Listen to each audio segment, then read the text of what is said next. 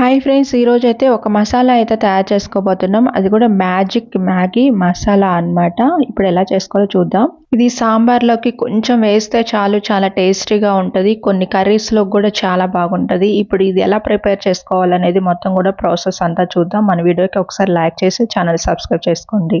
దీనికి కావలసిన పదార్థాలు ఇక్కడ మనం ధనియాలు అయితే 1 స్పూన్ తీసుకుంటున్నాం. అలానే 2 స్పూన్లు ఇక్కడ జీలకర్ర కూడా తీసుకోవాలి. అలానే సోంపు 1 స్పూన్ తీసుకోవాలి. ఇక్కడ 1/2 స్పూన్ ఇక్కడ వచ్చేసి మెంతులు తీసుకోవాలి.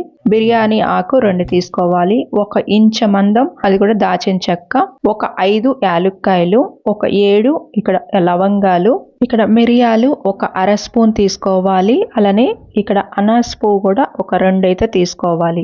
ఇక్కడ ఇవన్నీ తీసుకున్న తర్వాత ఇలాగా మొత్తం కూడా వేయించుకోవాలన్నమాట. ఇవి వేగేటప్పుడు కూడా ఏంటంటే ఎక్కువగా వేయించవద్దు. అవి వేగుతున్నప్పుడు మనకి కరెక్ట్గా స్మెల్ అనేది వస్తుంది. ఆ స్మెల్ వచ్చేస్తే సరిపోతుంది అనమాట.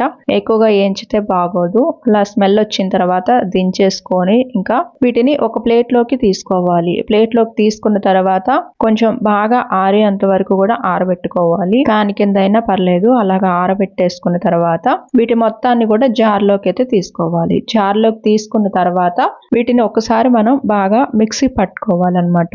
ఇప్పుడు మిక్సీ పట్టేటప్పుడు కూడా కారం 1 స్పూన్ తీసుకోవాలి. అలానే పసుపు 1/2 స్పూన్, అల్లం పౌడర్ 1/2 స్పూన్ తీసుకోవాలి. ఎల్లిపాయ పౌడర్ కూడా 1/2 స్పూన్ తీసుకోవాలి. ఉల్లిపాయ పౌడర్ ఇక్కడ వచ్చేసి స్పూన్ తీసుకోవాలి. ఆమ్చూర్ పౌడర్ వచ్చేసి 1 స్పూన్ తీసుకోవాలి. పంచదార పౌడర్ ఇక్కడ 1/2 స్పూన్ తీసుకోవాలి. కార్న్ ఫ్లోర్ 1 స్పూన్ అయితే తీసుకోవాలి.